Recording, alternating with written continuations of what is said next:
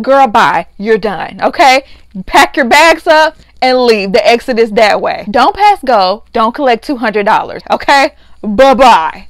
Bye-bye. I am so glad Chris made this decision. Thank you. I couldn't take one more episode of seeing her cry and try to make this man into the villain. You are the villains, okay? You're a sore loser. Meanwhile, Chris's DMs, I'm sure they on swole. Welcome to La Vida Rosa. I'm your host Pinky, and today we're going to be talking about Married at First Sight. But before we begin, I would like for everyone to check out my website, lavidarosastyle.com, where you can find cute accessories like the ones I'm wearing right now. The link is down below. Like, comment, and subscribe. And without further ado, let's get into this video. Y'all, I'm trying to be calm.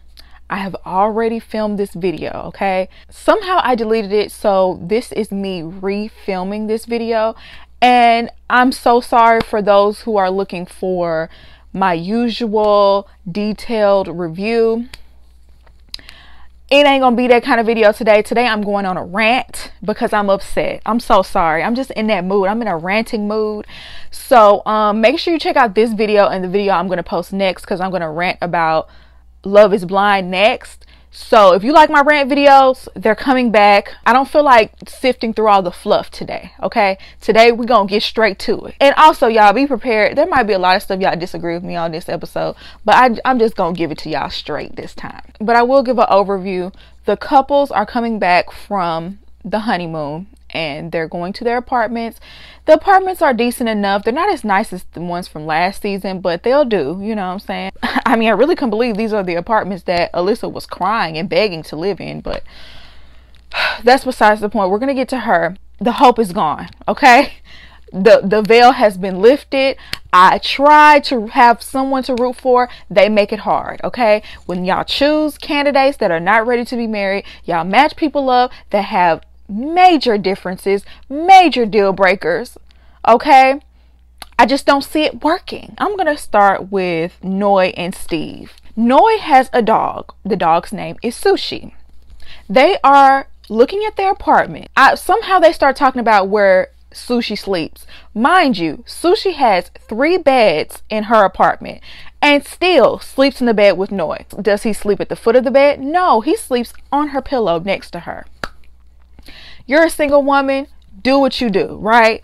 Now you have a new husband, okay? He suggests maybe having a bench at the end of the bed or maybe on the side of the bed so the dog still feels close to you, but not necessarily in the bed, because obviously he's having an issue with the dog being in the bed, especially with 2 people in it already, and the bed is tiny. Noi refuses to make any sort of compromise on that. And we're starting to see this is a pattern with Noi. And I don't see any problem with having your deal breakers. I don't see a problem with having things that you won't budge on. But personally, I feel like this is something that she should take into consideration, because this is your husband. This isn't just some random person coming in your house wanting to make changes. This is someone you signed up to be married to forever, correct? So why do you not want to make that a comfortable environment for him as well? We're only going to cater to your needs. Mind you, he just don't seem like he a dog person, okay? Because later on, he said he don't like to pick up poop. That's something disgusting to him. He feels like he's going to throw up anytime he does it. And she expects him to do so when you are the one who came into this relationship with the dog. He didn't sign up to get married to you and your dog. He said he wanted to get married to you. And y'all probably not going to agree with me on this, but if I'm not a dog person and you are, and you come into this relationship with the dog, I feel like you should be the one to clean up after your dog. I didn't ask for no dog. I didn't ask for no dog. Now I can see if I have a dog, you have a dog, we'll both clean up after this dog, right? But I'm not a dog person. I don't like picking up poop. You gonna pick up after your dog. I might help here and there. I'll feed the dog. I might walk the dog maybe. But picking up poop and stuff like that, I just feel like that should be on you. That's your dog. So then we get to his apartment and he has LED lights. And you look, this is a man living in a bachelor pad. He has gym equipment everywhere. He has LED lights on the wall. That's how they live, honey. They love that stuff. They love that stuff, okay? So he's showing her the LED lights. She's not impressed. And then he's like, well, should I bring the ones I have here or should we buy new ones? And she's looking like, we're not doing LED lights. But girl, if there's gonna be some stuff you ain't gonna budge on, he ain't gonna compromise with you either. He ain't gonna compromise with you either, okay? Let the man put some LED lights in the bedroom. I agree. It don't need to be all over the house now. But let him have it in the bedroom at least.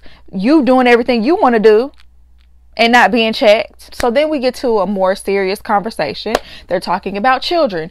Noi is dead set on having 3 children. She's not gonna budge. Oh, I want to have 3 children. It runs in my family. My family has 3 children. It works out for them. In her mind, she has this romanticized idea of what she wants her family to look like, and she is not willing to even have a conversation with her husband about it.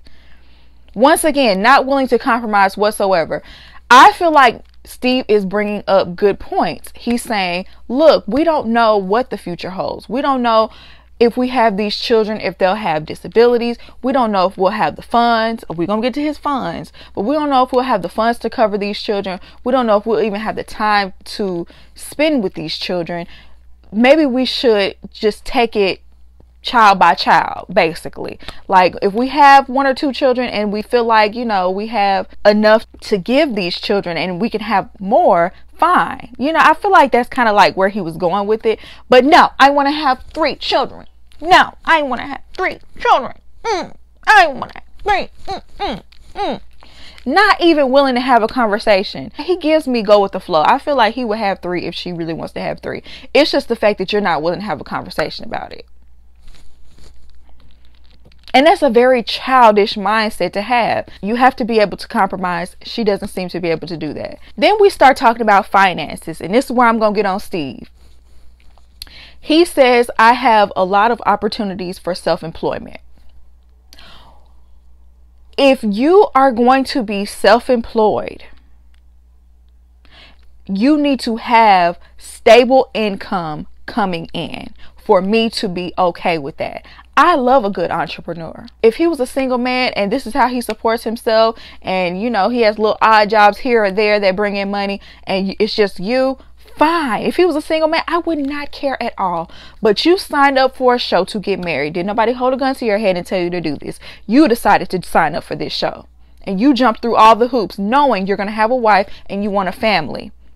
Therefore, you need a steady stream of income coming in, period. If those self-employment opportunities bring in that stable income, fine. Clearly they don't, because this is still a conversation. Noi is sitting up there literally crying, telling you, I grew up in a refugee camp. I grew up not having much. We didn't have running water. I only had 2 pairs of shirts. Crying. I do not want to go back to that. I don't want that for my children. To ease your wife's pain, this is where you compromise. You get a job that brings in steady income, work on your little side hustles until they get to the point where they can bring in that type of money, and y'all good. I don't feel like Noi would have a problem if those self-employment opportunities were bringing in money that 9 to 5 would. I don't think she would have an issue with that whatsoever. The fact that you're unemployed right now and you're not really bringing in any income is a problem when you want to talk about having a family. It just is, y'all. I know Steve Hive is going to come after me. I know y'all are going to talk about how it could be very lucrative to have. Well, obviously it's not lucrative yet. When it becomes lucrative, I'm not going to have anything else to say about it. But when he started talking about, I don't want to be with someone who's going to stifle my dreams, it's like, we live in the real world though, Steve. You have to have money to supplement those dreams until they become your main income. Anyway, let me move on. Okay, so let's move on to Elijahwani Katina. They go look at his place. I was a little bit shocked because it really was decorated as if like an 80-year-old man was living there. It really was, with the coffee curtains. In fact, all of the men from this episode, their apartments were bachelor pads. Some of them looked like they lived in dorm rooms.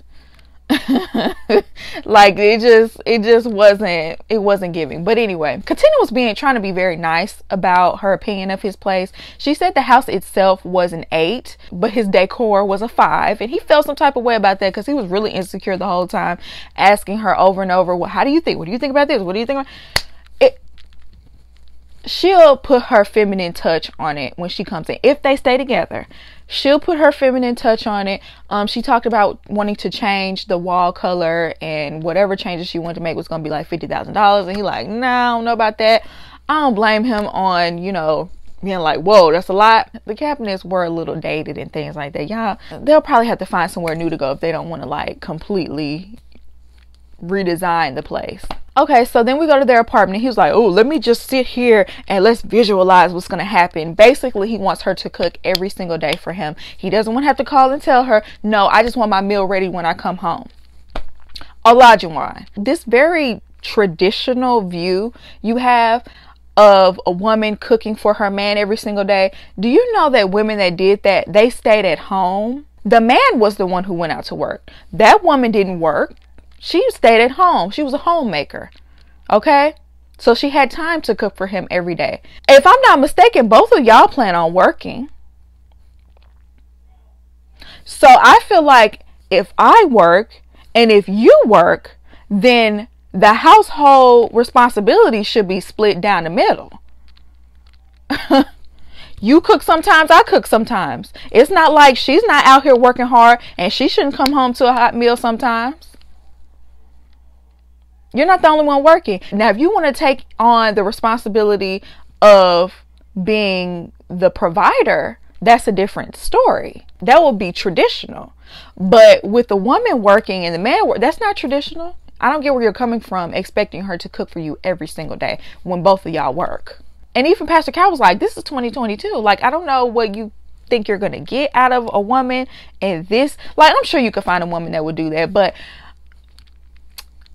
we sharing a responsibility these days. You know, Elijahwani came in hot with this take talking about my wife gonna have to cook for me, and Pastor Cal was like, you never mentioned that as being a deal breaker, and so he had to run behind it and clean it up. Oh no, I cook sometimes. And that's where I saw a little bit of deception in Elijahwani. And then I saw even more when they started talking about consummating their marriage. You know, Pastor Cal, he gonna always bring up consummating the marriage, child. Telling them, you know, I got my wife. You know, y'all do what y'all want to do. Go, if y'all want to do it, by the power invested in me, y'all do it. Like, so they talked about how they have not consummated yet. And Elijahwani made it seem like it was his decision that they did not consummate their marriage. And on After Party, Katina made it very clear that that is not true, and it was a mutual decision. Both of them decided that they did not want to do it. So that was another time where I saw some deception coming from him, and I really wish Katina would have spoken up. I feel like she's trying to present this united front with him, but she should have called him out, because you know, you lying. You just lying at this point. He asked Katina, does she feel like she has a voice? And she said yes, but sometimes it feels like his execution is harsh and she won't accept disrespect from him. I am glad that Pastor Cal did say something to him about how he was talking to her while they was riding them horses, because he was out of hand with that. That's it for them. Let's move on to Mark and Lindsey. So we already know that Mark is in this situation where he has bed bugs in his apartment. This happened right before the wedding and the honeymoon, and so it's just been a whirlwind of drama when it comes to that. I feel like, let me just go ahead and say this. I feel like Mark does not know how to set boundaries. That's what I saw this episode. With his landlord, it seems like they blurred the lines of landlord versus my mother figure, and she took advantage of him, or he got too comfortable. Whatever happened, there was not any boundaries set. Lindsey says he has this lady friend that be texting him and calling him and saying good morning and stuff like that, and she married, so he needs to set a boundary there. And even with Lindsey, with the way she speaks with him, with the way she's taking over everything, oh, we're gonna do this, we're gonna do that, he's not setting any boundaries. And inside, he's being resentful of that, right? And when he does try to say something to her, she bites his head off. So now he's scared to say something to her. And then so it creates this dynamic where now Lindsey is upset that he's not talking to her and he's not opening up to her, and she feels like he's hot and cold.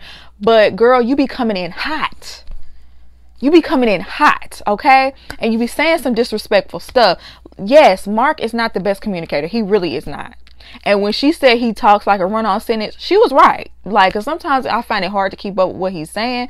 But the way you say certain things, the tone you use, the brutality of your honesty, it's out of line a lot of times. It just is. And I get it. You want somebody to be just as blunt and as upfront as you are. But you're going to run people away with how you act. You have to learn how to tone that down some. What's that saying? Honesty without compassion is cruelty. That's how you come off. I really do believe that Lindsey wants to love this man, wants to care about this man. You're going about it all the wrong way, and you're going to run him away. Mark, you're going to have to stand up for yourself regardless of how she reacts. Like, you have to stop being scared of this woman. She ain't gonna do nothing to you. If that behavior continues, you could just leave. You don't have to be with her. You know what I'm saying? So, like, there's no reason for you to feel afraid or be scared of her. Just say what's on your mind.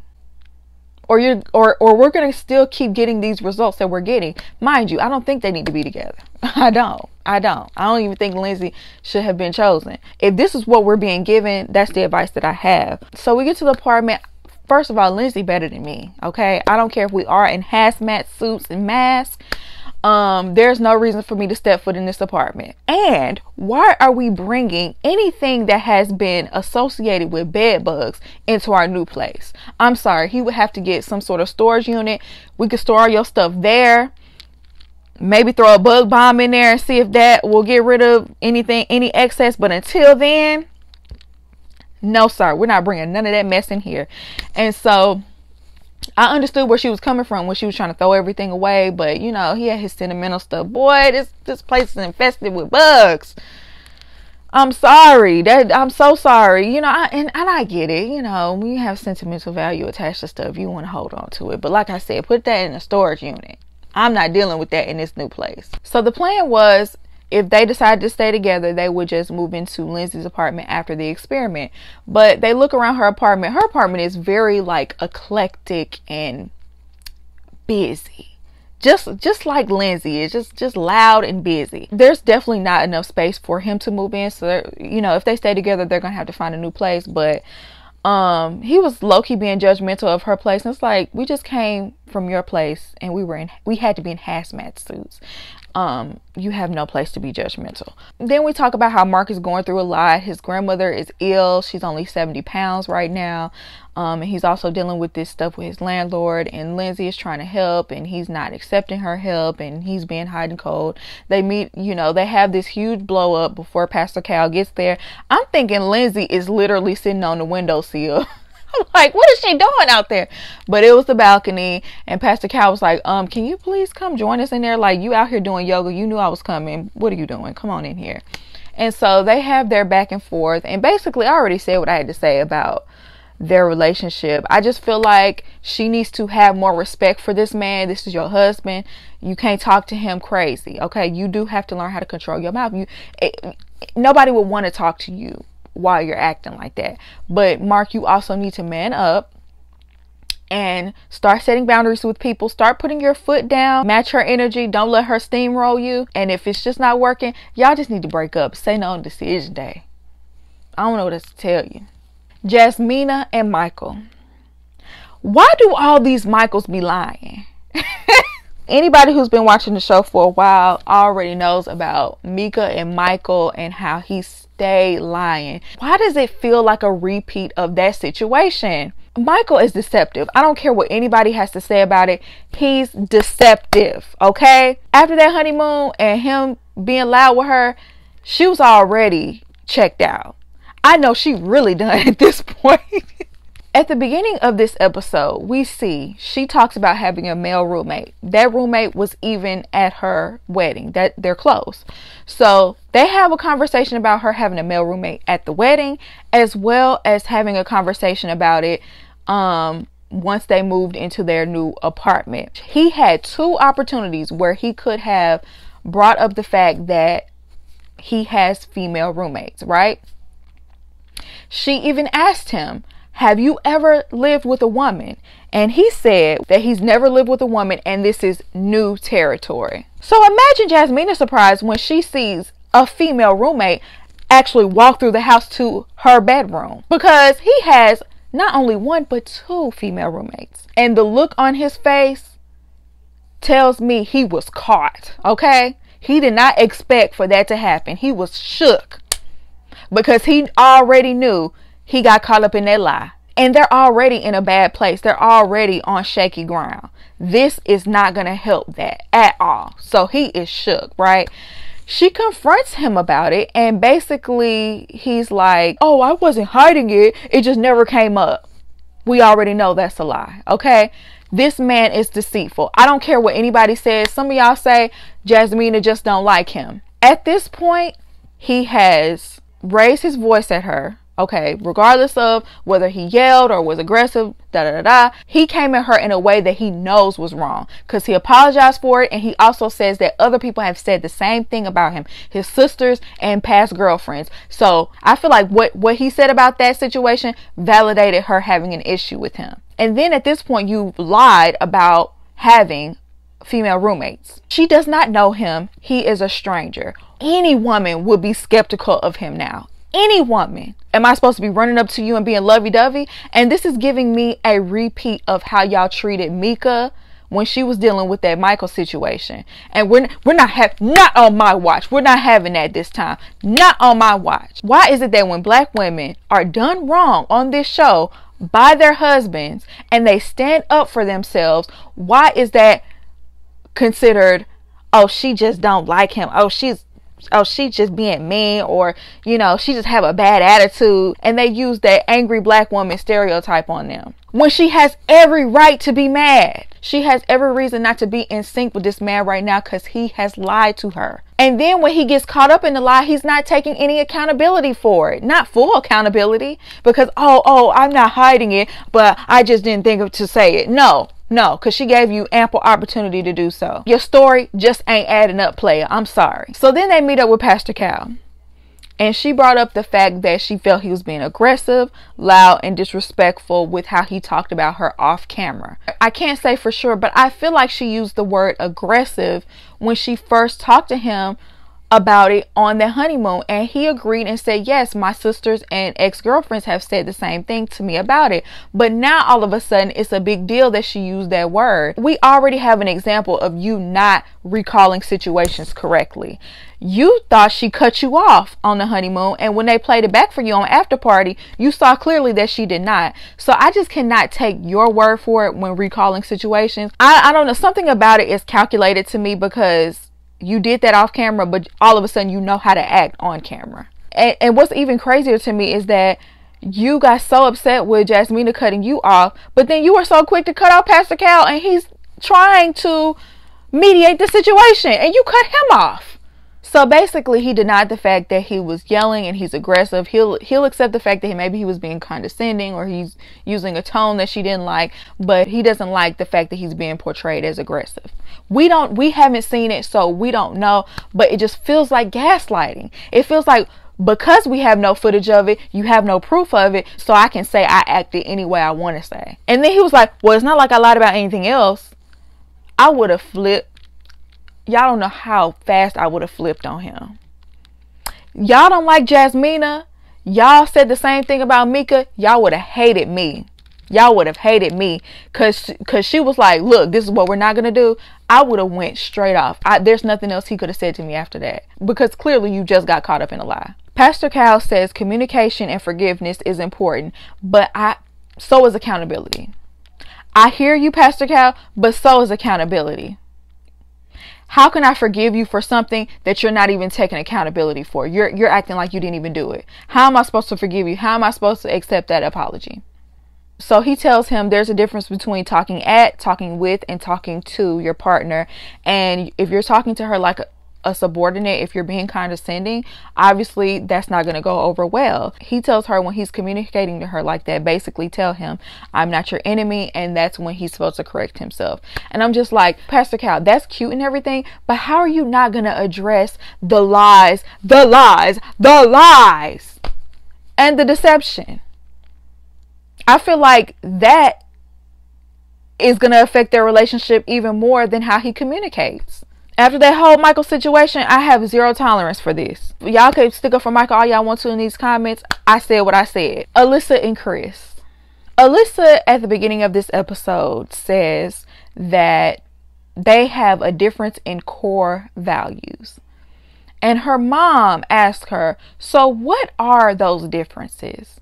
And she finally showed her true colors. We ain't shocked. We ain't shocked. We ain't shocked. Because you give Karen all day. Okay? But she said she looked at his Facebook and he had some posts up there talking about defunding the police. Like I said, we knew you were one of those. We already knew it. It's not a shock. We knew. And honestly, it just brings everything full circle. Just puts the cherry on top. I'm glad we found out this information before this was your last episode. So then they meet it with Pastor Cal. And Alyssa has the nerve to come into this meeting acting like she wanted to work on things. And I feel like Pastor Cal, Chris, and everybody else in the room was like, what?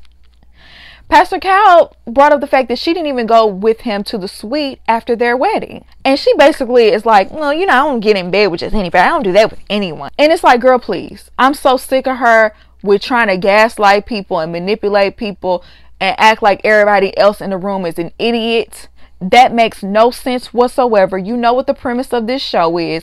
And if he looked like Brad Pitt, you would have hopped up in that bed. So stop it. Pastor Cal made it very clear. You are married. This is your husband.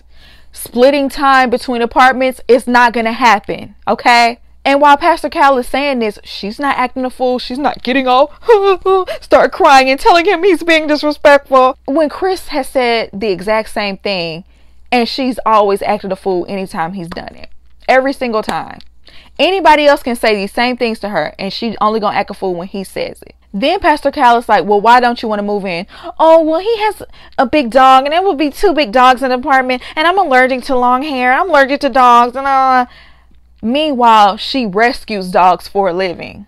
All of your tactics have flopped, okay? You have to be the worst scammer to have ever done it, okay? That's literally what you're trying to do right now. You're trying to scam Chris, Pastor Cal, and everybody to be able to stay on this show, even though clearly you are not invested and you haven't even done the bare minimum to remain on the show. So after she said that, Pastor Cal was so over it. He was so over it. I think all of us were looking at her that way. Pastor Cal asked her, well, what are the positives when it comes to him? She said she hasn't found one positive in this man. Look how nasty you are. You're just so nasty. Every chance you get to be nasty towards him, you always take it. You haven't found one positive in him, just like rude for no reason, but yet you want to move forward. You haven't found one positive in this man and you still want to move forward. And at this point, Chris had enough. And y'all, I was so proud of Chris. I was cheering him on like it was a football game. Like, you better put your foot down. You better tell her, Chris. You better poke your chest out and see your worth. Chris wasn't playing no games. Chris said, this is my decision day, okay? And I want a divorce ASAP. Drops the mic. And then Alyssa proceeds to break down into tears, okay? Because she's seeing that apartment slip away. Her 15 seconds of fame just crumbling. She doesn't get to spend time with her girls, okay? All of that then got snatched. Mind you, Chris is just sitting there unbothered, baby. Completely unbothered. Girl, your 15 seconds of fame is up. But Chris was not going to be shaken. He said, I am not chasing someone who doesn't want to be chased. She was like, I could have left a long time ago, but there are reasons to still stay here. And he was like, yeah, not the right reason. You know, anytime he speaks any sort of truth to her, them imaginary tears automatically dry up. And she thought, see, this is what's gonna make me trigger. I don't like when he questions my, I don't like he questions me. I don't like that. I don't like that. Girl, bye. You're done. Okay? Pack your bags up and leave. The exit is that way. Okay? Bye-bye. Bye-bye. I am so glad Chris made this decision. Thank you.